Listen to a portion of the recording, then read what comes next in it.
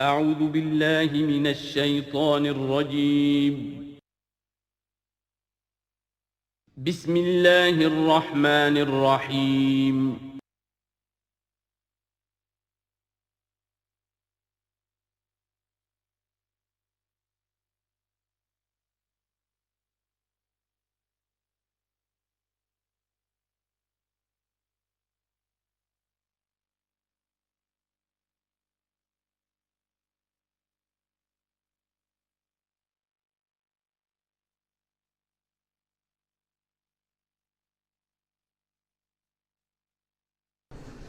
الحمدللہ الحمدللہ وکفی والصلاة والسلام علی عبادہ الذین اصطفیٰ، خصوصاً علی افضلہم وخاتم النبیین محمد الامین وعلی آلہ وصحبہ اجمعین. اما بعد فقد قال اللہ تبارک وتعالی کما ورد فی سورة المدثر: اعوذ باللہ من الشیطان الرجیم، بسم اللہ الرحمن الرحیم. یا ایہا المدثر قم فانذر وربک فکبر وثیابک فطہر والرجز فاہجر ولا تمنن تستکثر ولربک فاصبر. صدق اللہ العظیم. رب اشرح لی صدری ویسر لی امری واحلل عقدۃ من لسانی یفقہوا قولی. اللہم ربنا الہمنا رشدنا واعذنا من شرور انفسنا. اللہم ارنا الحق حقا وارزقنا اتباعہ وارنا الباطل باطلا وارزقنا اجتنابہ.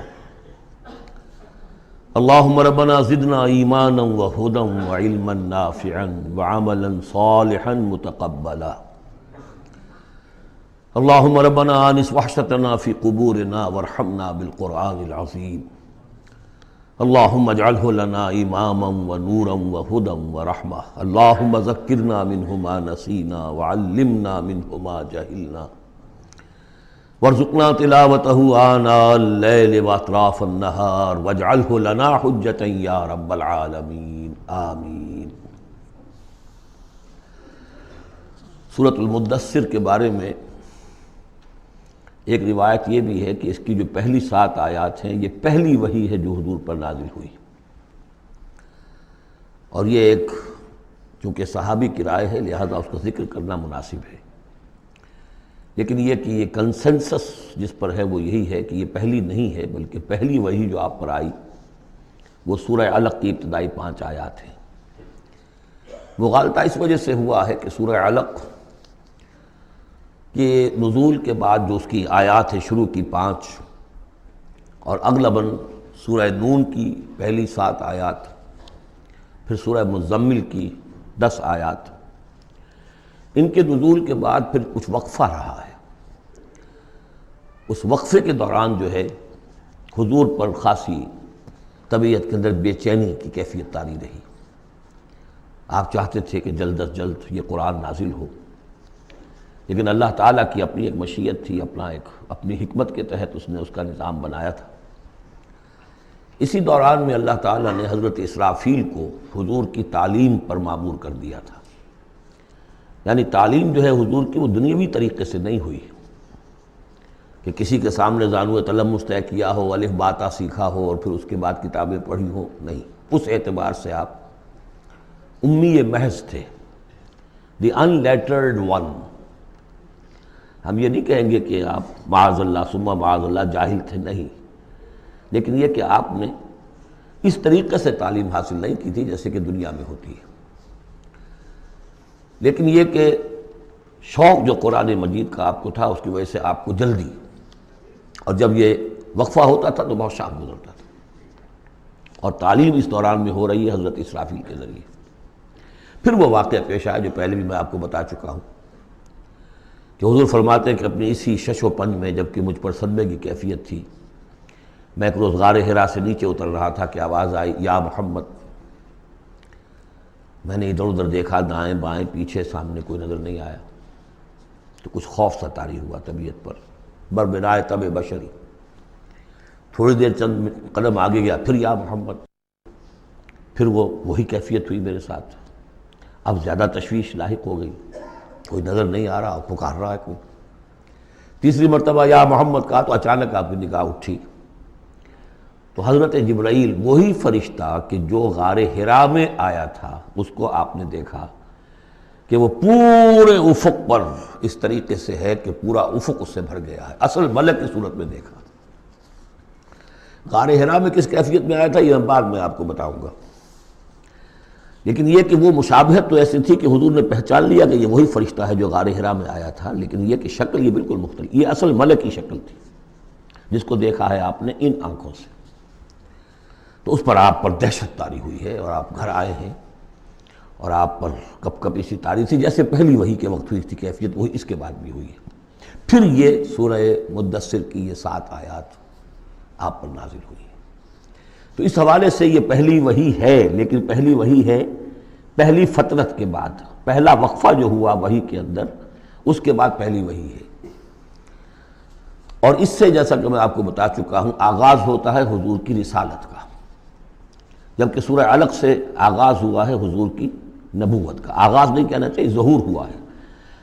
نبی تو پیدائشی طور پر نبی ہوتا ہے، لیکن ظہور کا وقت ہوتا ہے جبکہ پھر وحی کا آغاز ہو۔ تو ظہور نبوت جو ہے وہ ہے سورہ علق کی آیات سے، اور یہ ہے در حقیقت کہ جس سے کہ آپ کی رسالت کا آغاز ہوا۔ اس کا جوڑا تھا سورہ مزمل، وہ ہم نے پڑھ لیا۔ کم سے کم یہ چیز دیکھ لیجئے کہ ان دونوں کا بھی آغاز بالکل یا ایھا المزمل یا ایھا المدثر، اے کمبل میں لپٹ کر لیٹنے والے اور اے لحاف میں یا کسی اور کپڑے میں لپٹ کر لیٹنے والے، قم، وہاں بھی قم، یہاں بھی قم، اب کھڑے ہو جاؤ۔ وہاں قیام اللیل، یہاں قیام النہار کہہ لیجئے اس کو، وہ رات کا قیام تھا، یہ دن کا قیام ہے۔ اس رات کے قیام سے آپ کے اندر روحانی ترقی کو بڑھانا مقصود تھا، تاکہ جو بھاری بوجھ آپ کے کندھوں پر یہ سورہ مدثر کی آیات کے حوالے سے آنے والا ہے، اگرچہ آپ معراج انسانیت میں پہلے سے فائز تھے، وَإِنَّكَ لَعَلَىٰ خُلُقٍ عَظِيمٍ، یہ تو ہم سورہ نون میں پڑھ چکے ہیں، لیکن یہ کہ اس بوجھ کو اٹھانے کے لیے عام انسانی اخلاق سے بھی بلندتر روحانی طاقت کی ضرورت تھی، اور وہ اسی طریقے سے پیدا ہو سکتی تھی کہ یہ قرآن مجید کو آپ خوب کوٹ کوٹ کر اپنے اندر اس کو داخل کیجئے، جذب کیجئے۔ رتل القرآن ترتیلا، ہیمر اٹ ڈاؤن۔ حالانکہ کتنا قرآن اس تک نازل ہوا تھا، مطلب repeat repeat and repeat and repeat, جیسے آپ زور زور سے کسی چیز کو ہیمر کرنے کے لیے ٹھوک رہے ہیں تو اس کو ہیمر کرتے ہیں۔ تو میں تو یہی لفظ استعمال کرتا ہوں، قرآن کو hammer it down into your heart, آپ کے دل میں، آپ کے پورے وجود میں یہ سرات کر جائے، جس کو اقبال نے خوبصورتی سے کہا، چوں بجاں در رفت جاں دیگر شود، جب جان کے اندر یہ قرآن سرایت کرتا ہے۔ اب یہ جو سورہ مدثر ہے، اس میں البتہ اس کی پہلی 3 آیات بڑی اہم ہیں، اور اس کو اچھی طرح سمجھ لیجئے، ایک ایک آیت کو سمجھیے۔ یا ایھا المزمل یا ایھا المدثر، ان دونوں سے ایک بات سمجھ لیجئے کہ حضور کی زندگی کا ایک خاص دور ہے جو ان کے پس منظر میں ہے، جب آپ پر غور و فکر کا، سوچ بچار کا غلبہ ہو گیا تھا۔ آپ ایک بڑے عملی انسان تھے، میں آپ کو بتا چکا ہوں، بچپن اسرت میں گزرا ہے، پھر لڑکپن، اور پھر اور جو ہے جس کو ہم کہتے ہیں ڈالوسنس، وہ بھی سخت مشقت میں گزری ہے۔ پھر آپ نے کاروبار کیا ہے تو ایک سمجھیے کہ ملازم کی حیثیت سے یا عامل کی حیثیت سے کیا ہے، سرمایہ آپ کے پاس تو تھا نہیں، سرمایہ دوسروں کا ہوتا تھا۔ پھر ایسا ہوا ہے کہ اللہ تعالیٰ نے حضرت خدیجہ رضی اللہ تعالیٰ عنہا کا جو رجحان پیدا کر دیا، شادی ہو گئی، تو کم سے کم یہ کہ دنیاوی اعتبار سے، مالی اعتبار سے آپ اب اطمینان بخش صورت پیدا ہو گئی۔ پھر آپ نے کاروبار کیا، کھل کر کاروبار کیا، لیکن اچانک حضرت عائشہ صدیقہ فرماتی ہیں جب آپ کی عمر شریف 40 برس کے لگ بھگ ہوئی تو آپ کے اندر خلوت گزینی محبوب ہو گئی، حبب الیہ خلا، ملنا جلنا اب طبیعت مائل نہیں ہے۔ پہلے ہم کہہ سکتے ہیں کسی طور سے ایکسٹروورٹ انداز بھی تھا، لیکن اب اس کا وہ بیلنسنگ پارٹ آ رہا ہے انٹروورٹ کا، اب غور و فکر اندرونی۔ میرے نزدیک ایک ہی فرد نوع بشر ہے جو کلیتاً بیلنسڈ ہے، انٹروورٹ اور ایکسٹروورٹس کے درمیان، اور وہ محمد الرسول اللہ ہے، ایک ہی ہے۔ بہرحال اس پر جو دور آیا سوچ بچار کا، تو جو آپ غار حرا میں جا کر بیٹھتے تو کیا کرتے تھے؟ الفاظ حدیث میں آئے ہیں، حضرت عائشہ سے جو منقول ہے، کان یتحنس فی، وہاں کچھ عبادت کرتے تھے۔ اب عبادت کیا کرتے تھے؟ تو شارحین حدیث کا اس پر اتفاق ہے کہ کان تحنسہ تعبدہ فی غار حرا التفکر والاعتبار، غور و فکر، سوچ بچار، یہ کیا ہے، معاشرے کی حالت کیا ہے، اخلاقی زوال کی انتہا ہے، اس پر غور و فکر، کہ اسی عرصے میں پھر وحی آئی۔ اس پر ایک اور، اس غور و فکر پر ایک تشویش، ایک بوجھ، ایک ذمہ داری کا احساس، یہ دو چیزیں جب مل گئیں تو اب آپ کی طبیعت میں جب کسی شخص کے اوپر اس طرح سے تفکر کا غلبہ ہو جائے، متفکر ہو جائے وہ، اور وہ پھر کہیں کمبل لیا لیٹ گئے، کہیں اور اسی طریقے سے، تو یہ جو سوچ بچار کا دور تھا اس کی گویا کہ تعبیر کی گئی، یا ایھا المزمل قوم، اب کھڑے ہو جاؤ۔ یہ سوچ بچار کا دور اب ختم ہو جانا چاہیے، اب آپ کی عملی زندگی کا آغاز ہے۔ یا ایھا المدثر قم، وہ قیام اللیل، یہ قیام النہار۔ قیام النہار میں جو آپ کے ذمہ رسالت کی ذمہ داری ہے وہ کیا ہے؟ قم فانذر، خبردار کرو۔ اس پر ہم بہت غور کر چکے ہیں کہ نبی کی دعوت کے لیے سب سے اہم اصطلاح یہی ہے، انذار۔ سورہ انعام سے شروع ہو گیا تھا، قل اوحی الی ھذا القرآن لانذرکم بہ ومن بلغ، کہہ دیجئے یہ قرآن مجھ پر وحی کیا گیا ہے تاکہ میں اس کے ذریعے سے تمہیں خبردار کروں۔ تو خبردار کرنا کہ یہ نہ سمجھو کہ بس یہ جیسے حیوانات ہیں، یہاں پیدا ہوئے، چرا چگا، ختم ہو گئے، نسیاں منسیہ ہو گئے، تم حیوان نہیں ہو، کچھ اور ہو، تمہارے اندر اللہ نے اپنی روح پھونکی ہے، عظیم ترین امانت کائنات کی، جسے نہ پہاڑ اٹھا سکے نہ آسمان اٹھا سکے، وہ امانت ہے جو تم نے اٹھائی ہے، اور اس امانت کی جواب دہی ہے، ذمہ داری ہے، اس کی اکاؤنٹیبلٹی ہے، تمہیں سب کو مرنے کے بعد اٹھا لیا جائے گا۔ واللہ لتموتن کما تنامون ثم لتبعثن کما تستيقظون ثم لتحسبن بما تعملون ثم لتجزون بالاحسان احسانا وبالسوء سوءا وانها لجنة ابدا او نار ابدا۔ یہ ہے انذار، نبی کی دعوت کا نقطۂ آغاز انذار، انذار آخرت۔ لیکن اس کا ہدف کیا ہے؟ اس کا ہدف جو ہے کوئی خانقاہی نظام بنانا نہیں ہے، اس کا ہدف صرف کوئی تعلیم و تعلم کا نظام قائم کرنا نہیں ہے، ہدف کیا ہے؟ ربک فکبر، اپنے رب کو بڑا کرو۔ کیا مطلب ہے؟ رب تو بڑا ہے، کیا بڑا کریں گے؟ اس کی بڑائی مانی نہیں جا رہی، اس کے خلاف بغاوت ہے۔ ظہر الفساد فی البر والبحر، اس کی بڑائی منواؤ، اس کی بڑائی نافذ کرو۔ اسی کے لیے یہی لفظ ہے، وہ نیوکلیس ہے، جس سے کہ پھر سمجھیے بیج ہے یا گٹھلی ہے جس سے کہ تمام الفاظ نکلے ہیں۔ اقامت الدین، دین کو قائم کرو، لِیُظْہِرَہُ عَلَى الدِّینِ کُلِّہ، تاکہ اس دین حق کو تمام کے تمام نظام دین پر، نظام زندگی پر نافذ کیا جائے، غالب کیا جائے۔ مختلف اصطلاحات ہیں۔ لِتَکُونَ کلمۃ اللہ العلیٰ، تاکہ اللہ کی بات سب سے اونچی ہو جائے۔ وَیَکُونَ الدِّینُ کُلُّہُ لِلَّہ، دین کل کا کل اللہ کے لیے۔ یہ سب کیا ہے؟ تکبیر رب، وَرَبَّکَ فَکَبِّر۔ تو یہ تین آیتیں اس اعتبار سے کہ حضور کا ایک خاص دور، تدبر، تفکر، پھر فکر مندی، یہ بھی بتا دیا تھا ورقہ ابن نوفل نے۔ اب دیکھیے انہیں صحابی نہیں سمجھا جاتا، کیوں؟ کہ ان کا انتقال فوراً ہو گیا تھا، اس کے بعد جب رسالت کا حکم آیا ہے اس وقت وہ موجود نہیں تھے۔ تصدیق کی ہے انہوں نے، نبوت کی تصدیق کی ہے، ان کا یہ وہی ناموس ہے۔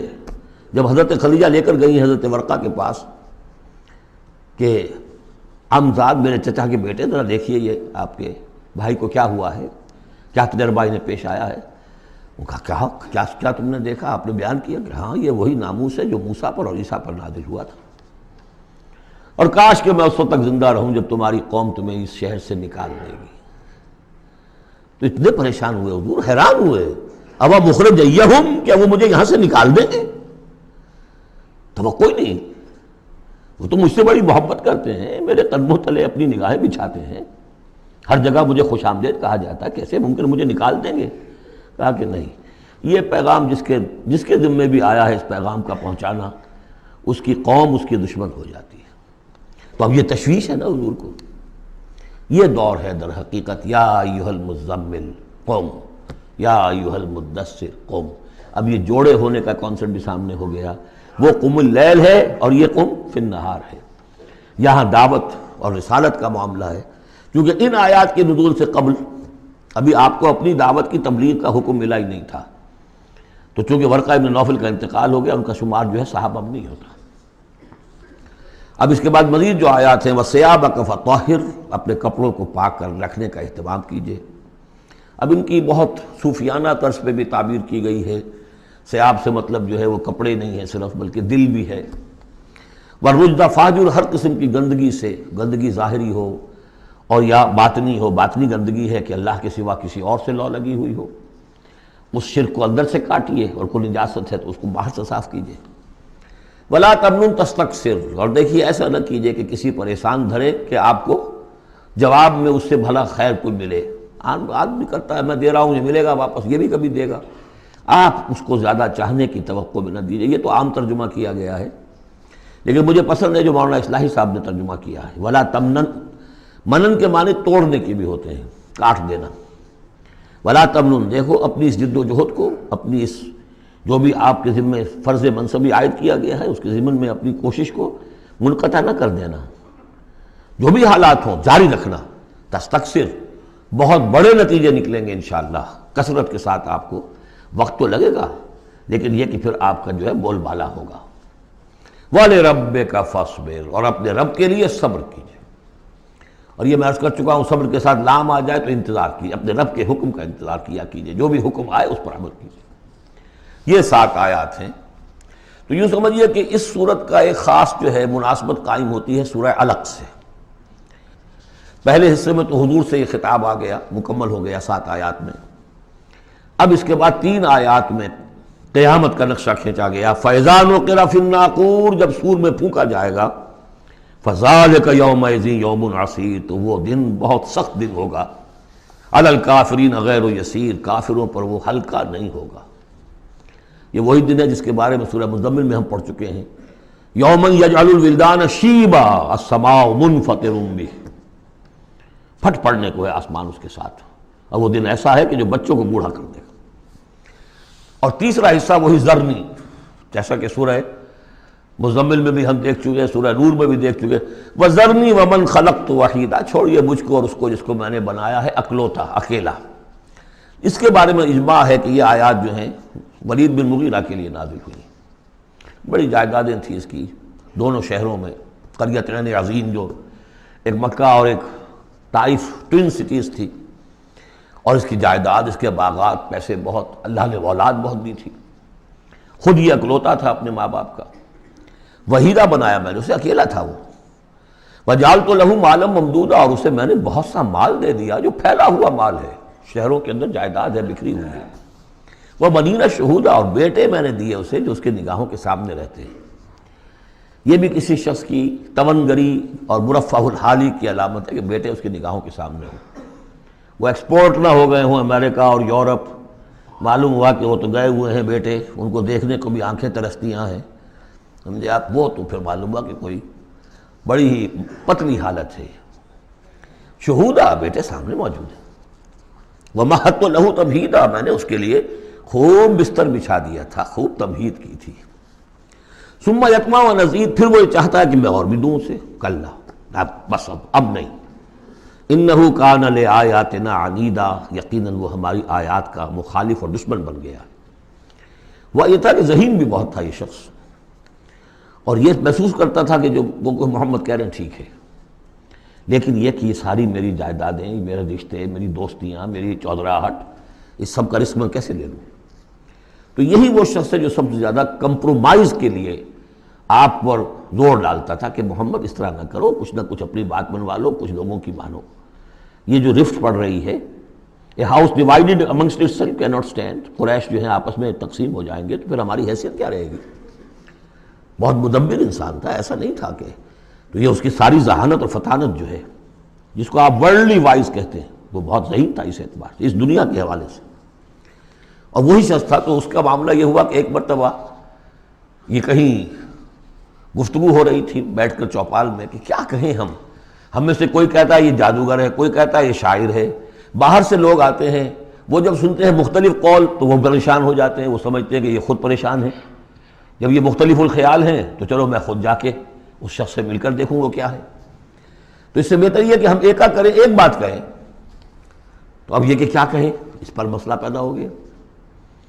تو اب یہ کہ یہ گیا تھا حضور کے پاس بات کرنے، اور وہاں انہیں کچھ اندیشہ ہوا کہ یہ تو کچھ اثر ہو گیا، معلوم ہوتا بدل گیا۔ یہ واپس آیا ہے، پوچھا کہ کیا خیال ہے، کیا ہم اسے کہیں کہ شاعر ہے؟ کہ نہیں، میں شاعروں سے مجھ سے خوب واقف ہوں، جو محمد کلام پیش کر رہے ہیں وہ شعر نہیں ہے، شاعر نہیں، کچھ اور چیز۔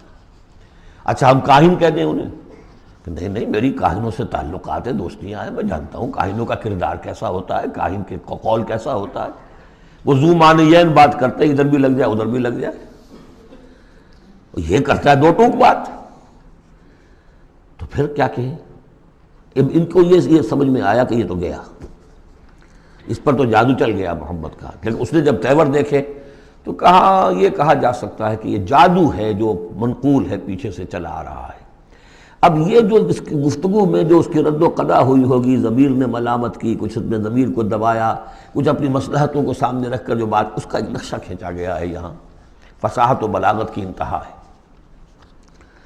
سأرهقه صعودا، میں اسے چڑھائی چڑھواؤں گا، وہ عذاب جو ہم پہلے بھی پڑھ چکے ہیں، یسلکہ عذابا صعدا، وہ عذاب کے جو جس کی سختی اور شدت بڑھتی چلی جائے۔ انہ فکر وقدر، اس نے غور کیا، کچھ اندازہ کیا کہ حق کو ماننے کا کیا نتیجہ نکلتا ہے، نہ ماننے کا کیا نتیجہ نکلتا ہے، وہ بیلنس بنا رہا ہے اپنے ذہن میں۔ انہ فکر وقدر فقتل کیف قدر، تو ہلاک ہو جائے، کیسا غلط اس نے اندازہ ٹھہرایا۔ ثم قتل کیف قدر، پھر ہلاک ہو جائے، کیسا غلط اندازہ ٹھہرایا۔ ثم نظر، پھر اس نے ذرا دیکھا، جیسے کہ کہہ رہا غور و فکر، لوگ دیکھیں غور و فکر کر رہا ہے۔ ثم عبس وبصر، پھر ذرا وہ اپنا منہ بسورا اور ماتھے کے اوپر بھی کچھ وہ بل لے آیا۔ ثم ادبر واستکبر، اور پھر ذرا اس نے تکبر کے ساتھ اپنی پیچھے کو مڑا۔ فقال ان ھذا الا سحر یؤثر، اس نے کہا نہیں بس ٹھیک ہے، یہ جادو ہے جو چلا آ رہا ہے، محمد کا کلام جو ہے جادو ہے، جادو اثر تو ہے۔ ان ھذا الا قول البشر، لیکن ہے بہرحال یہ انسانی کلام، یہ جو محمد کا دعویٰ ہے کہ یہ اللہ کا کلام ہے، یہ نہیں۔ سأصلیہ سقر، اب اس پر جو اللہ کا غضب بھڑک رہا ہے، ان قریب میں اس کو ڈالوں گا آگ میں۔ وما ادراک ما سقر، اور تمہیں کیا معلوم کہ وہ سقر کیا ہے۔ لا تبقی ولا تذر، نہ باقی رہنے دے گی نہ چھوڑے گی، موت بھی نہیں آئے گی۔ لواحۃ للبشر، انسان کی کھال کو جھلس ڈالے گی۔ علیہا 19، اور اس پر 19 ہیں داروغہ، سرہنگ 19۔ یہاں تک تو یہ یوں سمجھیے کہ اسی آہنگ میں بات چلی آ رہی ہے، وہی چھوٹی چھوٹی آیتیں، وہی انداز، وہی فلو۔ آگے بڑی طویل آیت آ گئی ہے، یہ بالکل سورہ مزمل کی طرح ہے۔ وہاں جو طویل پھر آیت آئی ہے جس پر کہ ایک پورا رکوع مشتمل ہے، وہ بعد میں نازل ہوئی ہے۔ تو یہ آیت بھی بعد میں نازل ہوئی ہے۔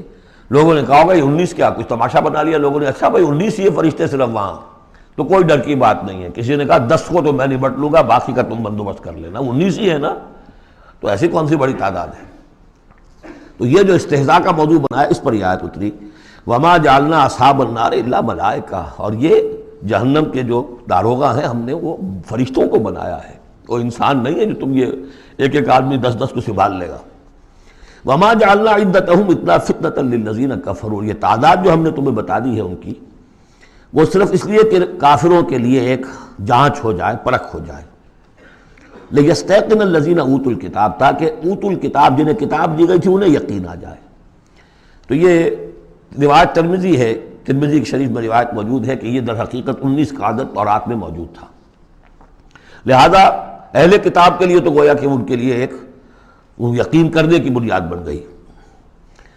لیستیقن الذین اوتوا الکتاب ویزداد الذین آمنوا ایمانا، اہل ایمان کے تو ایمان میں اضافہ ہوگا، وہ تو جو بھی اللہ کی طرف سے وہی پڑھ کر سنائیں گے محمد رسول اللہ، ان کا ایمان کامل ہے، ان کے ایمان میں اضافہ ہوگا۔ ولا یرتاب الذین اوتوا الکتاب والمؤمنون، اور تاکہ نہ شک میں پڑے نہ تو وہ اہل کتاب جن کو پہلی کتاب دی گئی تھی اور نہ مسلمان، وَلَيَقُولَ الَّذِينَ فِي قُلُوبِهِم مَرَضٌ، اور تاکہ کہیں وہ لوگ جن کے دلوں میں روگ ہے، جو حق کو ماننا نہیں چاہتے، وَالْكَافِرُونَ، اور کافر جو طے کر چکے ہیں کہ ہم نے کسی صورت ماننا ہی نہیں ہے۔ ماذا اراد اللہ بہذا، مسئلہ یہ کیا اللہ نے 19 کا آزاد کر کے کیا مراد ہے اس سے؟ کذالک یضل اللہ من یشاء، اسی طرح اللہ تعالیٰ گمراہ کر دیتا ہے جس کو چاہتا ہے، ویہدی من یشاء، اور ہدایت دیتا ہے جس کو چاہتا ہے۔ وما یعلم جنود ربک الا ھو، اور تیرے رب کے جو لشکر ہیں انہیں تو کوئی جانتا ہی نہیں سوائے اس کے۔ وما ہی الا ذکریٰ للبشر، اور یہ جو آیات قرآنیہ ہیں، یہ مؤنث آیا ہے تو آیات کے اوپر اس کو لے جائیے، یہ کچھ نہیں ہے سوائے اس کے کہ انسانوں کے لیے یاد دہانی ہے، نصیحت ہے، تذکیر ہے، تذکرہ ہے۔ اب یہ 31ویں آیت تھی کہ جو اتنی لمبی تھی، وما جعلنا اصحاب النار الا ملائکہ سے شروع ہو کر یہ صاف بتا رہا ہے کہ اس کا اسلوب مختلف ہے، یہ یا مدنی دور کی ہے یا یہ کہ بہرحال یعنی یوں سمجھیے کہ ہجرت سے متصل قبل کی، جیسے وہ آیت میں آپ کو بتا چکا ہوں۔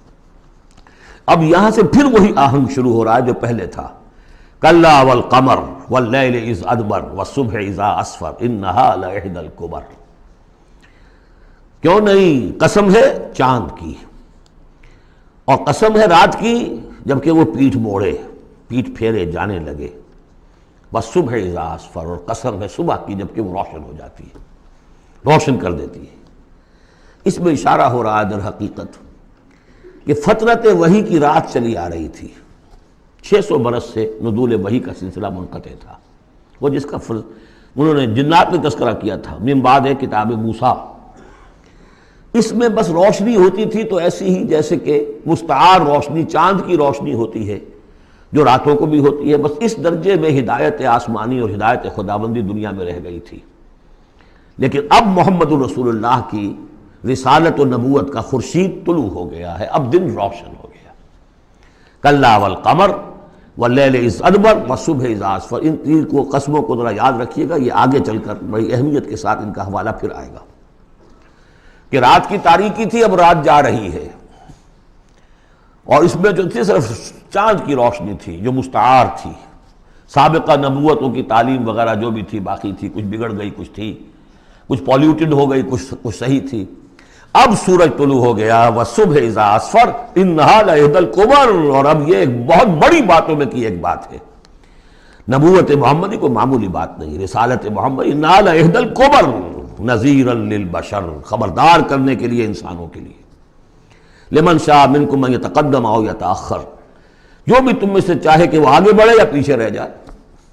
ابو بکر آگے بڑھے، ابو لہب پیچھے رہ گیا، ہمیشہ کے لیے پیچھے رہ گیا۔ حمزہ اور عمر ذرا تھوڑی دیر کے بعد آ گئے، درجات ہیں، لمن شاء منکم ان یتقدم او یتأخر، جو بھی تم میں سے چاہے تقدم کرے، آگے بڑھے، صدیقیت کا مقام حاصل کر لے، جو شخص چاہے ذرا اور تھوڑی دیر انتظار کر کے آئے گا، والذین تبعوہم بإحسان کے درجے میں آئے گا، سابقون الاولون کے درجے سے نکل جائے گا۔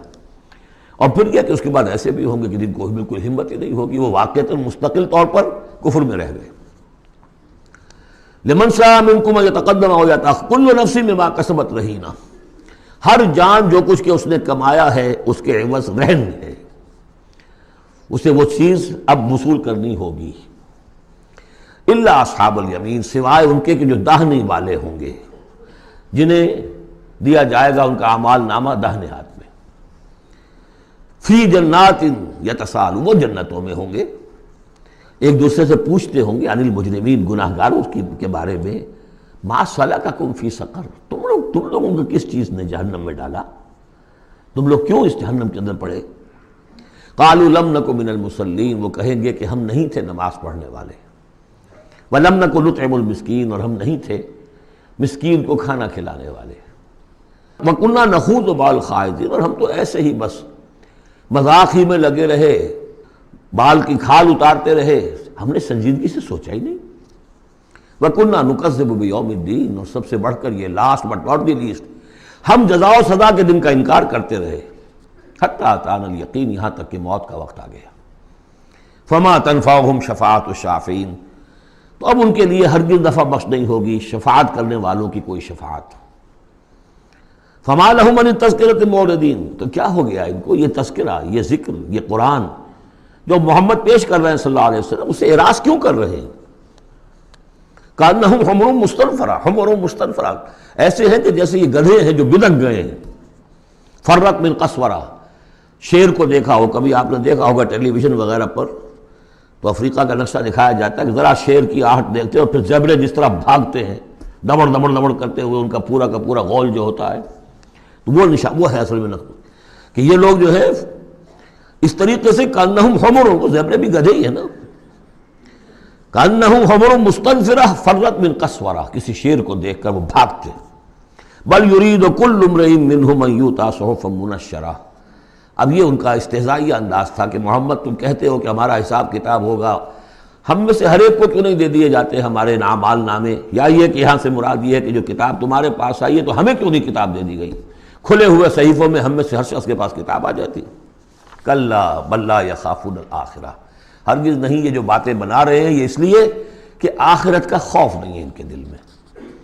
جب آخرت کا خوف نہ رہے تو جو باتیں چاہو بناؤ، جیسے وہ کہتے ہیں کہ بے حیا باش و ہر چے خواہی کن، ایک دفعہ حیا کا پردہ اٹھا دو پھر جو چاہو کرو۔ کلا انہ تذکرہ، ہرگز نہیں، یہ تو بس ایک یاد دہانی ہے، نصیحت ہے۔ فمن شاء ذکرہ، جو چاہے اس سے نصیحت اخذ کر لے۔ وما یذکرون الا ان یشاء اللہ، اور یہ نہیں اس سے نصیحت اخذ کر سکیں گے کوئی بھی مگر یہ کہ اللہ چاہے۔ ہوا اہل التقوی و اہل المغفرہ، وہ ڈرنے کے لائق بھی ہے اور وہی مغفرت کا مجاز بھی ہے، جس کو چاہے وہ مغفرت کر سکتا ہے۔ اہل التقوی و اہل المغفرہ، یہ ہے سورہ مدثر۔ اب آگے چلیے، جوڑا آ رہا ہے سورۃ القیامہ اور پھر اس کا جوڑا ہے سورۃ الدہر۔ بسم اللہ الرحمن الرحیم۔ لا اقسم بیوم القیامہ ولا اقسم بالنفس اللوامہ ایحسب الانسان ان لن نجمع عظامہ۔ یہ سورت جو ہے بہت ہی حسین اور بہت منفرد سمجھیے کہ نمائندہ ایک سورت ہے قرآن مجید کی۔ اس کا جو خطاب کا انداز ہے، جو میں نے شروع میں آپ کو جو انٹروڈکٹری لیکچرز دیے تھے، کہ اس کا اسلوب جو ہے وہ خطابت کا ہے۔ قرآن کو ہم کہہ سکتے ہیں کہ it's a collection of divine orations، اللہ تعالیٰ کے خطبات، مجموعہ خطبات الہیہ۔ تو مختلف مواقع پر جیسے کہ خطیب کو خطبہ دیتا ہے تو اس طریقے سے اللہ تعالیٰ نے یہ صورتیں نازل کی ہیں۔ حضور پڑھ کر سناتے تھے تو آپ کا انداز بھی خطیبانہ ہوتا تھا۔ حدیث میں آتا ہے کہ جب آپ خطبہ دیتے تھے تو آپ کی آواز بلند ہو جاتی تھی، اعلیٰ صوتہ احمرت عیناہ، آنکھیں سرخ ہو جاتی تھی، اور آپ اس طریقے سے خطبہ دیتے تھے جیسے کہ کوئی سپہ سالار اپنے فوجیوں کو للکار رہا ہے، بڑھا رہا ہے کہ لڑو اور آگے بڑھو، یہ انداز ہوتا تھا۔ تو اس طرح کا خطبہ اس میں آپ دیکھیں گے، ابھی بات ایک طرف ہو رہی ہے، ابھی کسی اور طرف ہو گئی، کبھی کسی تحویل الخطاب، اس کے لیے بہت، پھر یہ کہ 4-6 آیتیں آئیں گی ایک خاص قسم کے آہنگ میں، خاص قسم کے قوافی تو ہم کو نہیں کہنا چاہیے، تو یہ آتے ہیں، وہی انہی حروف پر صورتیں ختم ہو رہی ہیں، وہی سٹائل ہے، پھر وہ سٹائل بدلے گا، پھر 4-6 صورتیں اس دوسرے انداز کی ہوں گی، پھر 4-6 تیسرے انداز کی ہوں گی۔ تو یہ آپ صورت جو ہے فصاحت و بلاغت میں بھی فلو بے انتہا ہے، اور خطیبانہ انداز، اور اس میں تحویل الخطاب۔ پس منظر میں کیا ہے کہ وہ لوگ ہیں کہ جو انکار کریں کوئی قیامت نہیں ہو سکتی، کیسے ممکن ہے کہ جب کہ انسان مر چکے ہوں گے اور مٹی ہو جائیں گے پھر اٹھا دیا جائے، یہ ممکن نہیں ہے۔ تو اس کا جواب ہے جو دیا جا رہا ہے، لا اقسم بیوم القیامہ۔ لا یہاں پر ان کے خیالات کی نفی نہیں، میں قسم کھاتا ہوں قیامت کے دن کی۔ تمہیں شک ہے اور مجھے اتنا یقین ہے کہ میں قسم کھا رہا ہوں قیامت کے دن کی۔ ولا، اور پھر نہیں، اقسم بالنفس اللوامہ، میں قسم کھاتا ہوں نفس لوامہ کی۔ نفس لوامہ کون سا نفس ہے انسان میں، جسے ہم ضمیر کہتے ہیں، کانشنس، ملامت کرنے والا دل۔ مائی کانشنس از بائٹنگ می، میرا ضمیر مجھے ملامت کر رہا ہے۔ کوئی آپ برا کام کرتے ہیں تو ضمیر اندر سے کوئی شے ہے، تو کیوں ہے یہ؟ اگر کوئی نیکی نہیں، بدی نہیں، تو یہ اندر کی خرش کیوں ہو جاتی ہے؟ اور اگر یہ نیکی ہے اور بدی ہے تو کوئی اس کا نتیجہ نکلنا چاہیے کہ نہیں؟ یعنی پہلی آیت جو ہے وہ تو اسی طرح کی ہے جیسے سورہ تغابن میں ہم نے پڑھا تھا، قل بلا وربی لتبعثن ثم لتنبؤن بما عملتم، اس میں دلیل کوئی نہیں ہے، اذعان ہے، ایک شخص اپنے یقین کو دلیل کے طور پر پیش کر رہا ہے، اور یہ اس پر سارا دار و مدار ہے۔ کون شخص ہے؟ ایسا شخص کہ جس سے کبھی کوئی جھوٹ کا تجربہ کسی کو نہیں ہوا، وہ کہہ رہا ہے سیرت و کردار جو ہے محمد رسول اللہ کی، وہ گویا کہ دلیل کی حیثیت رکھتی ہے اس قول کے پیچھے۔ لا اقسم بیوم القیامہ ولا اقسم بالنفس اللوامہ، یہ تمہارے اندر موجود ہے قیامت کی دلیل، تمہارا ضمیر، تمہارا کانشنس۔ ایحسب الانسان ان لن نجمع عظامہ، کیا انسان یہ گمان کرتا ہے ہم اس کی ہڈیاں جمع نہیں کر سکیں گے؟ بلا قادرین، کیوں نہیں، ہم پوری طرح قادر ہیں، علی ان نسوی بنانا، یہاں کنہ محذوف سمجھنا چاہیے، بلا کنہ قادرین علی ان نسوی بنانا، بس کہ ہم اس کی ایک ایک پور کو برابر کر دیں گے۔ بل یرید الانسان لیفجر امامہ، اصل سبب جو ہے آخرت کے انکار کا وہ یہ ہے کہ انسان چاہتا ہے کہ فسق و فجور جس کا عادی ہو گیا اسے جاری رکھے، حرام خوری چھوڑنی نہیں، جس عیش کا خوگر ہو گیا ہوں اس کو چھوڑ نہیں سکتا، قیامت کو مانوں گا تو پھر دیکھنا پڑے گا کیا غلط ہے، کیا صحیح ہے، کیا جائز ہے، کیا ناجائز ہے۔ اس لیے جیسے کہ بلی کو دیکھ کر کبوتر آنکھ بند کر لے، اب ظاہر بات ہے کہ وہ بلی تو نہیں ختم ہو جائے گی، تو در حقیقت یہ قیامت سے آنکھیں چراتے ہیں، آنکھیں بند کر رہے ہیں، اس لیے کہ انہیں پتا ہے کہ ہم نے کیا آگے بھیجا ہے اور آگے بھی کرنے کا وہی ارادہ ہے۔ بل یرید الانسان لیفجر امامہ یسأل ایان یوم القیامہ، پوچھتا ہے بڑے استہزائی انداز میں، اچھا جی کب ہوگا یہ قیامت کا دن؟ تو جواب بھی اسی انداز میں ہے، یوم ہم علی النار یفتنون کی طرح۔ فرمایا فاذا برق البصر، جب وہ قیامت آئے گی نگاہیں چندھیا جائیں گی، خسف القمر، چاند بے نور ہو جائے گا، یا یہ کہ چاند دھس جائے گا سورج کے اندر، وجمع الشمس والقمر، اور سورج اور چاند یکجا کر دیے جائیں گے۔ یہ جو ہے کشش ثقل کا جو باہمی ثقل ہے ان کروں کا، اس کے نظام میں ذرا سی کہیں گڑبڑ ہو اور پھر تو یہ سب کے سب ایک دوسرے سے ٹکرائیں گے۔ فَإِذَا بَرِقَ الْبَصَرُ وَخَسَفَ الْقَمَرُ وَجُمِعَ الشَّمْسُ وَالْقَمَرُ يَقُولُ الْإِنسَانُ يَوْمَئِذٍ أَيْنَ الْمَفَرُّ، یہی انسان اس دن کہے گا ہے کوئی جگہ بھاگ جانے کی؟ کلا، نہیں، لا وزر، کوئی ٹھکانہ نہیں ہے۔ اِلَىٰ رَبِّكَ يَوْمَئِذٍ الْمُسْتَقَرُّ، اس دن تو تمہیں اپنے رب ہی کے حضور میں جا کھڑے ہونا ہے۔ يُنَبَّأُ الْإِنسَانُ يَوْمَئِذٍ بِمَا قَدَّمَ وَأَخَّرَ، اور جتلا دیا جائے گا انسان کو اس دن جو کچھ اس نے آگے بھیجا ہوگا، جو پیچھے چھوڑا ہوگا۔ ہم اعمال نیک ہوں یا بد ہوں، اس کا کچھ حصہ آگے بھیج دیتے ہیں اپنی زندگی میں، کچھ اس کے پیچھے جو اثرات چلتے ہیں اس کا حساب بھی بعد میں جاری رہتا ہے، وہ ڈیبٹ کریڈٹ جو ہے ہمارے کھاتے میں ہوتا رہے گا۔ تم نے یہ نیک کام شروع کیا تھا، آگے آگے پھیل رہا ہے، تو جو اور اس کام میں شریک ہے ان کا اجر بھی رہے گا، وہ پورا رہے گا، ان کے اجر میں سے کمی نہیں ہوگی، لیکن اتنا ہی حساب آپ کے کام میں بھی درج ہوتا رہے گا۔ اسی طریقے سے کسی نے برا کام شروع کیا تھا، جب تک جہاں تک اس کے اثرات جائیں گے تو انسان کو بتا دیا جائے گا یہ تو آپ نے اپنی موت سے پہلے آگے ہی بھیج دیا تھا، یہ تو آپ کے وہ اعمال ہیں، اور یہ ذرا وہ ہے پیچھے اس کے جو اثرات ہیں۔ بل الانسان علی نفسہ بصیرہ، اور انسان کو تو جتلانے کی ضرورت بھی نہیں ہوگی کہ بتایا جائے، ہر انسان کو خود معلوم ہوگا کہ میں کتنے پانی میں ہوں۔ انسان اپنے نفس پر خود بصیرت رکھتا ہے۔ وَلَوْ أَلْقَىٰ مَعَاذِيرَ، چاہے کتنے ہی وہ بہانے پیش کرے۔ ہوتا ہے کہ انسان کوئی شخص جو ہے بڑا چرب زبان ہے اور وہ اپنے آپ کو بالکل ریشنلائز کر لیتا ہے اپنے طرز عمل کو، میں نے ٹھیک کیا، صحیح کیا، کوئی غلط بات نہیں ہے، عذرات موجود ہیں، تو معترضین کی تو زبان بند ہو جاتی ہے، اب کچھ نہیں کہہ سکتے، لیکن یہ کہ اس کا دل اس کو بتا رہا ہوتا ہے کہ تو جھوٹا ہے۔ بل الانسان علی نفسہ بصیرہ ولو القیٰ معاذیرہ لا تحرک بہ لسانک لتعجل بہ، عجلت والا مضمون یہ بالکل ابتدا میں یہاں آیا تھا۔ اے نبی آپ اس قرآن کے، اب دیکھیے اب گفتگو حضور سے شروع ہو گئی، ابھی تک انسان جو منکرین تھے ان کی بات ہو رہی تھی، شروع میں امامہ، عظامہ، قیامہ، اور اس کے بعد بصر، قمر، مفر، وزر، مستقر، اب یہ پھر اس کے بعد بصیرہ، معاذیرہ، اب اس کے بعد اور بدل رہے ہیں۔ لا تحرک بہ لسانک لتعجل بہ، آپ اس قرآن کے ذریعے سے قرآن کے ساتھ اپنی زبان کو تیزی سے حرکت نہ دیں کہ جلدی سے آپ اس کو یاد کر لیں۔ ان علینا جمعہ وقرآنہ، ہمارے ذمے ہے اس کو جمع کر دینا اور پڑھوا دینا، جمع بھی کر دینا کہ اس میں سے کوئی حصہ جو ہے آپ بھولیں نہیں، اور قرآن بھی اس کی ترتیب بھی ہم بتاتے جائیں گے کہ اب جو وحی آئی ہے اس کو کہاں رکھنا ہے، تاکہ اس کی ترتیب معین ہو جائے۔ فَإِذَا قَرَأْنَاهُ فَاتَّبِعْ قُرْآنَهُ، پھر جب ہم پڑھوائیں اس کو جس ترتیب سے اسی کی پیروی کیجیے گا۔ یہ ترتیب وہ ہے ترتیب مصحف جس کے تحت کہ قرآن مرتب کیا گیا، اور ہم مانتے ہیں کہ یہ ترتیب نزول کی نہیں ہے، نزول کے ساتھ ہی اللہ تعالیٰ کا حکم آتا تھا کہ اب یہ وہی فلاں جگہ ہوگی۔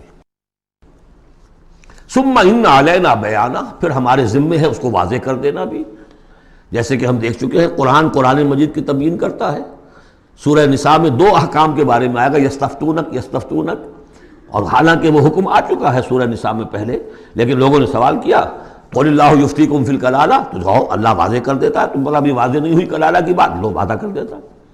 تو قرآن کے اندر بھی بعد میں واضح کر دی گئی چیزیں، اور یہ کہ پھر حدیث جو ہے سب سے بڑی شے ہے کہ جو اس کی بیان کرنے والی ہے۔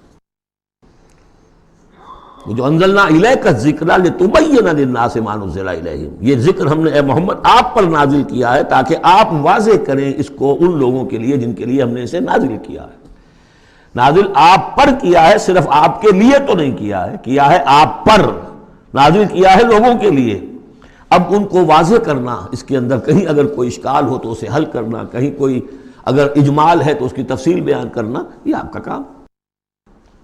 کلا بل تحبون العاجلہ، کوئی نہیں، تمہارا اصل مرض یہ ہے کہ تم عاجلہ سے محبت کرتے ہو، یہ اس دنیا کی زندگی سے محبت کرتے ہو۔ دیکھیے اب پھر خطاب شروع ہو گیا کفار سے۔ وَتَذَرُونَ الْآخِرَةَ، اور آخرت کو تم چھوڑ دیتے ہو، نظر انداز کر دیتے ہو۔ وجوہ یومئذ ناظرہ، حالانکہ بہت سے چہرے اس دن ہوں گے تر و تازہ۔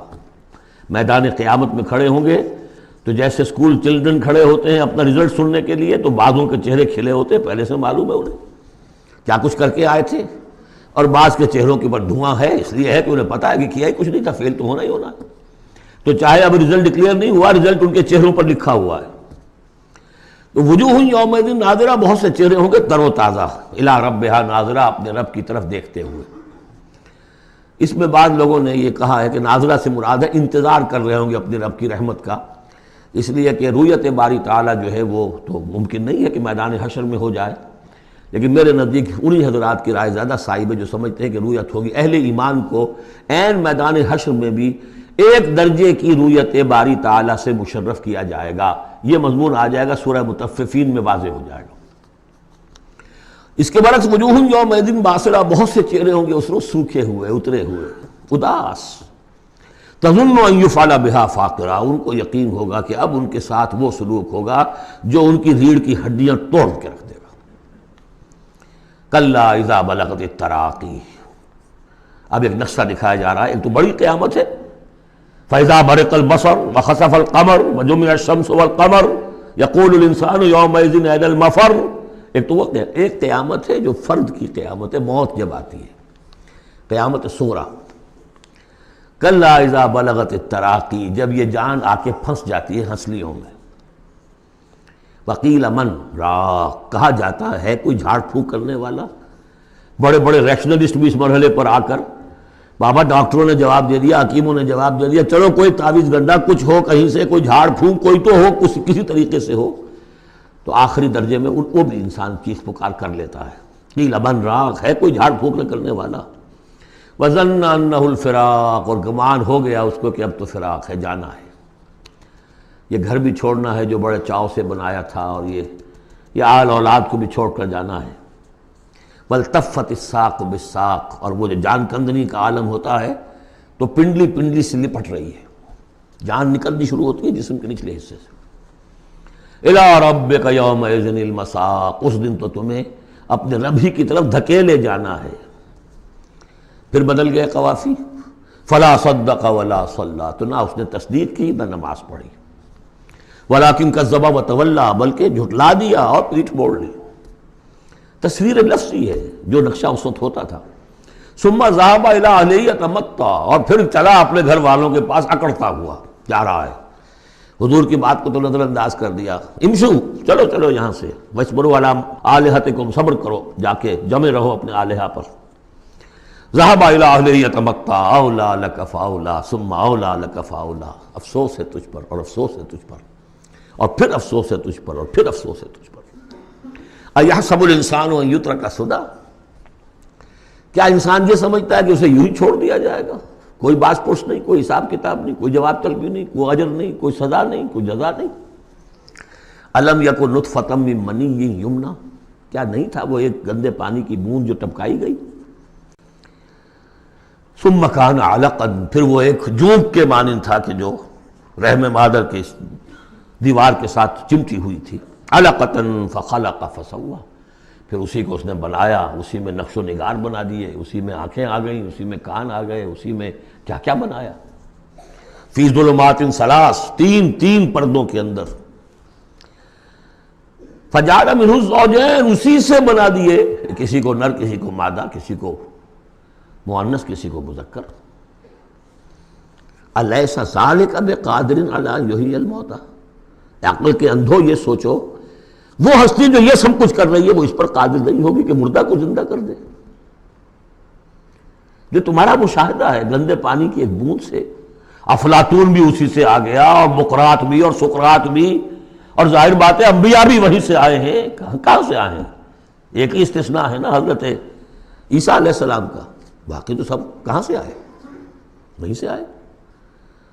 سارے اولیاء اللہ کہاں سے آئے؟ وہیں سے آئے. گندے پانی کی بوند، اس سے کیا کچھ وہ بناتا ہے. تو تمہارا یہ خیال ہے کہ وہ مردہ کو زندہ نہیں کر سکے گا، اتنا عاجز ہو گیا. فعینا بالخلق الاول بل ہم بالخلق الجدید. اس کے بعد جیسا کہ یہ سوال ہے، بلا کیوں نہیں؟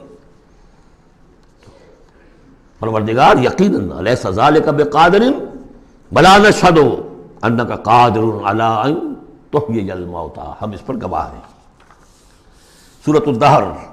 اب دیکھیے جس مضمون سے سورہ قیامہ ختم ہوئی تھی، جوڑا وہاں سے شروع ہو رہا ہے. بسم اللہ الرحمن الرحیم. هل اتى علی الانسان حین من الدہر لم یکن شیئا مذکورا، کیا انسان پر نہیں آیا تھا ایک وقت ایسا بھی، اس دہر میں سے، اس زمانے میں سے انسان نکلا ہے نا. قلزم ہستی سے تو ابرا ہے مانند حباب، تو قلزم ٹائم، اس ٹائم کا بھی ایک بہت بڑا سمندر ہے، اسی سے ہم ابھر کر آئے ہیں. هل اتى علی الانسان حین من الدہر لم یکن شیئا مذکورا، قابل ذکر شے ہی نہیں تھا وہ. کوئی پسند کرتا ہے اس کا ذکر کرنا؟ اب کیا کرے، قرآن میں تو لفظ آتا ہے، اس کو ہمیں ترجمہ کرنا پڑتا ہے، ورنہ ظاہر بات ہے کہ آدمی پسند بھی نہیں کرتا کہ اس کا ذکر کیا جائے. اس چیز سے لم یکن شیئا مذکورا، وہ شے جو زبان پہ لانے کے لائق نہیں ہے، اس سے پیدا کیا گیا. انا خلقنا الانسان من نطفۃ امشاج، ہم نے انسان کو پیدا کیا ہے ملے جلے نطفے سے. اب بتائیے کہ اس کو کیا سمجھا ہوگا پہلے، جبکہ معلوم نہیں تھا. امشاج، ملا جلا، مرد کی طرف سے سپرمیٹوزوان آ رہا ہے، ماں کی طرف سے اووم آ رہا ہے. ان دونوں کے اجتماع سے پھر وہ زائگوٹ وجود میں آتا ہے. نبتلی ہے، اور پھر اس کو ہم مختلف ادوار میں سے گزار رہے ہیں، نطفہ اور علقہ اور مضغہ. ہم الٹتے پلٹتے رہے اسے، یا اس کا یہ مطلب یہ بھی ہے کہ ہم نے یہ تخلیق کی ہے اسے جانچنے کے لیے، پرکھنے کے لیے، ابتلا کے لیے. فَجَعَلْنَاهُ سَمِيعًا بَصِيرًا، پھر ہم نے اس کو بنا دیا سننے والا، دیکھنے والا. اِنَّا هَدَيْنَاهُ السَّبِيلَ، اور پھر ہم نے اسے راہ سجھا دی. فطرت کے اندر وہ راہ کی ہدایت موجود ہے، ایمان ہے ہماری روح کے اندر. ہدیناہ السبیل، ہم نے وہ راستہ دکھایا ہوا ہے اس کو. اندھا بہرا نہیں بھیجا دنیا کے اندر، ایک اسے ظاہری آنکھ دی ہے، ایک باطنی آنکھ بھی دی ہے اسے، روح پھونکی ہے اس میں. انا ہدینہ السبیل، اور اس کے بعد اس کو آزادی دے دی، اما شاکرا و اما کفورا، چاہے تو شکر گزار بن کر زندگی گزارے اور چاہے ناشکرا ہو کر. البتہ ان دونوں حالتوں میں انجام مختلف ہوگا. انا اعتدنا للکافرین سلاسل واغلالا وسعیرا، کافروں کے لیے ہم نے تیار کر رکھی ہے زنجیریں اور طوق اور دہتی ہوئی آگ. اس کے برعکس ان الابرار یشربون من کاس کان مزاجھا کافورا، ہمارے نیکوکار بندے جو ہوں گے وہ پئیں گے اس پیالے میں سے جس میں کافور کی ملونی ہوگی، شراب طہور اور اس میں کافور ملی ہوئی. عین یشرب بہا عباد اللہ یفجرونہا تفجیرا، اور یہ چشمہ ہوگا جس کے پاس بیٹھ کر، جس کے کنارے بیٹھ کر پئیں گے اللہ کے بندے، اور وہ اس چشمے کو جس طرح چاہیں گے اپنے اپنے علاقوں کے اندر اس کی شاخیں نکال کر لے جائیں گے. یوفون بالنذر، وہ نذر کو پورا کرتے ہیں. وَيَخَافُونَ يَوْمًا كَانَ شَرُّهُ مُسْتَطِيرًا، اور ڈرتے رہتے ہیں اس دن سے جس کا کہ شر پھیل جانے والی شے، قیامت کا دن.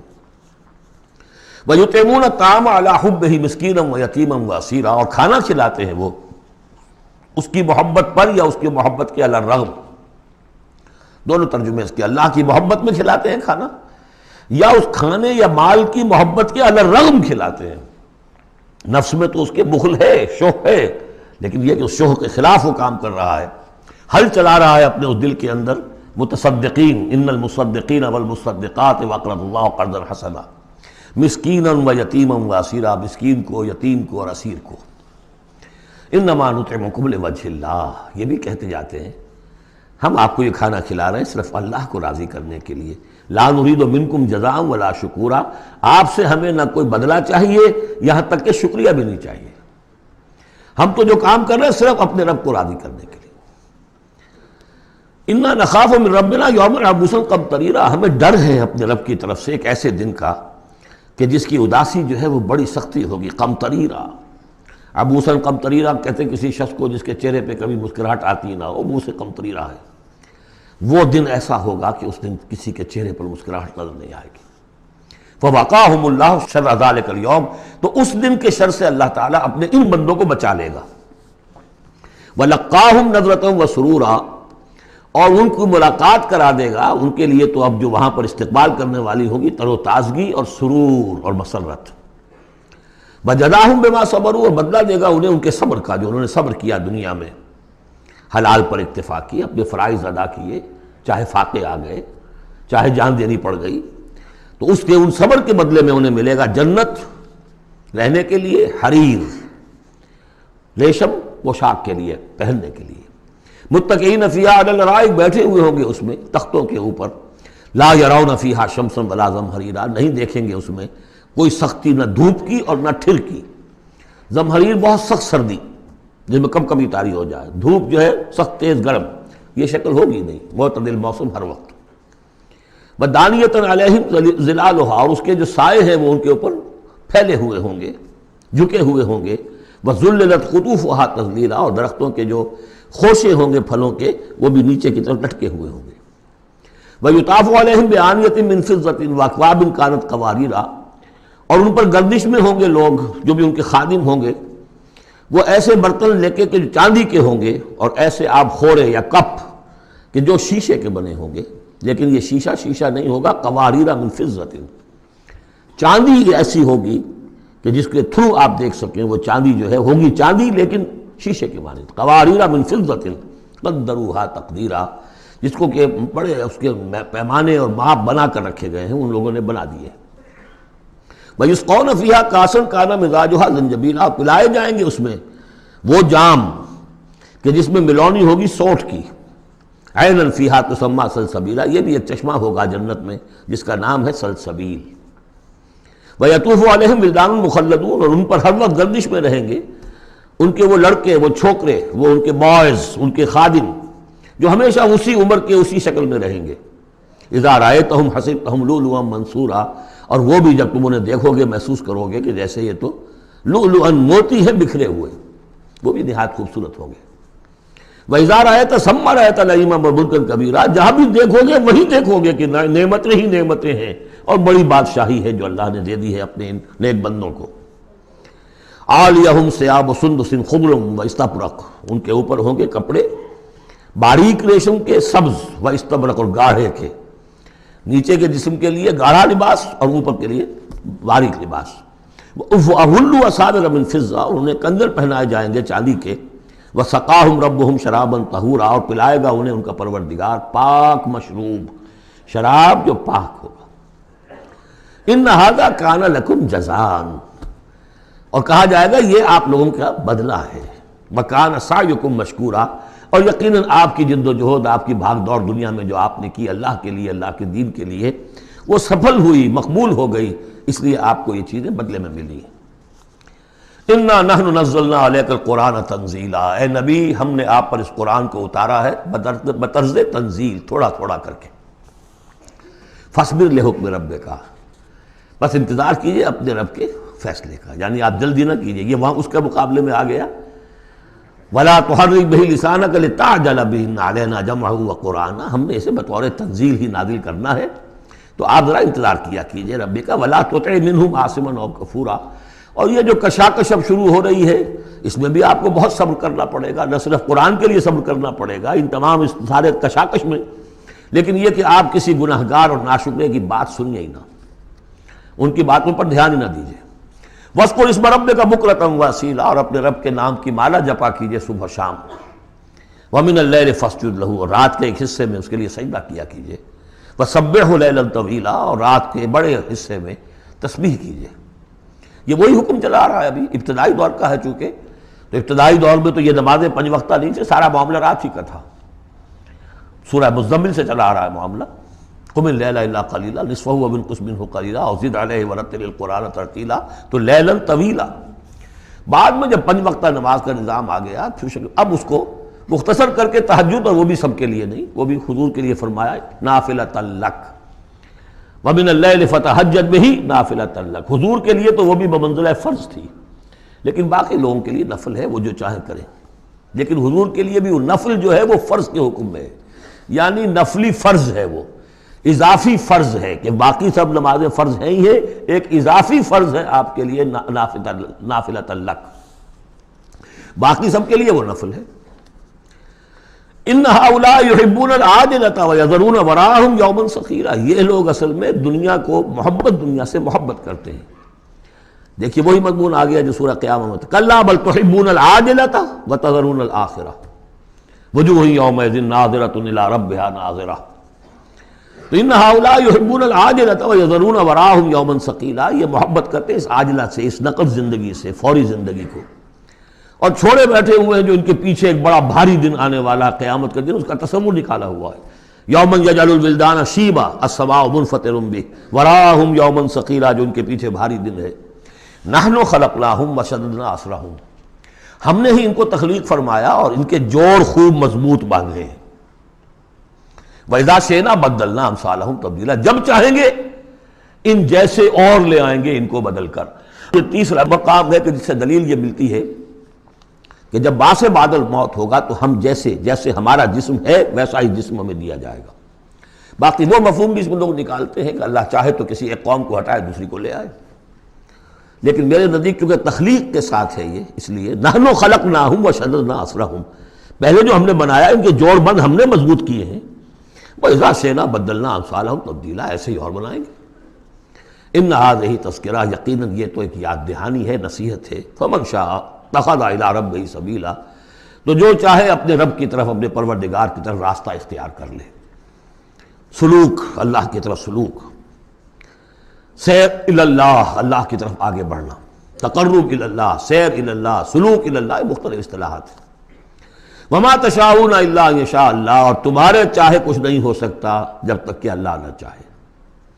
ان اللہ کان علیما حکیما، یقیناً اللہ تعالیٰ سب کچھ جاننے والا ہے، کمال حکمت والا۔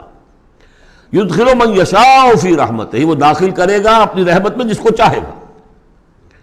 اب اس میں یشاء کا فاعل یہ بھی ہو سکتا ہے جو چاہے گا کہ داخل ہو، یعنی ومن اراد الآخرۃ وسعى لها سعيها وهو مؤمن، جس شخص نے آخرت کو اپنا اصل مقصود بنا لیا اور اس کے لیے محنت کی ویسی جیسی کہ اس کے لیے محنت کی جانی چاہیے اور وہ مومن ہو، فاولئک کان سعیہم مشکورا، ان کی سعی اور جہد جو ہے اللہ کے ہاں قبول ہوگی۔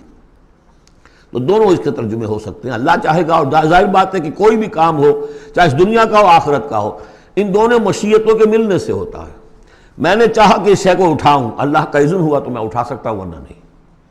تو کوئی کام بھی ہم نہیں کر سکتے۔ میں نے آپ سے عرض کیا تھا اہل سنت کے ہاں ہمارے اعمال بھی مخلوق ہیں اللہ کے، واللہ خلقکم وما تعملون، اللہ نے تمہیں بھی پیدا کیا اور جو تمہارے عمل ہیں ان کو بھی پیدا اللہ کرتا ہے۔ ہم کاسب اعمال ہیں اپنے نیت اور ارادے کی وجہ سے، لیکن خالق اعمال اللہ ہی ہے۔ وما تشاءون الا ان یشاء اللہ ان اللہ کان علیما حکیما یدخل من یشاء فی رحمتہ والظالمین اعد لهم عذابا علیما۔ باقی رہ گئے ظالم، گناہگار، مشرک، ان کے لیے تو اس نے خوب تیار کیا ہوا ہے بہت ہی دردناک، المناک، تکلیف دہ عذاب۔ اللہم اعذنا من ذلک، اللہم اجرنا من ذلک، ربنا تقبل منا انک انت السمیع العلیم وتب علینا انک انت التواب الرحیم۔ بارک اللہ لی ولکم فی القرآن العظیم ونفعنی وإیاکم بالآیات والذکر الحکیم۔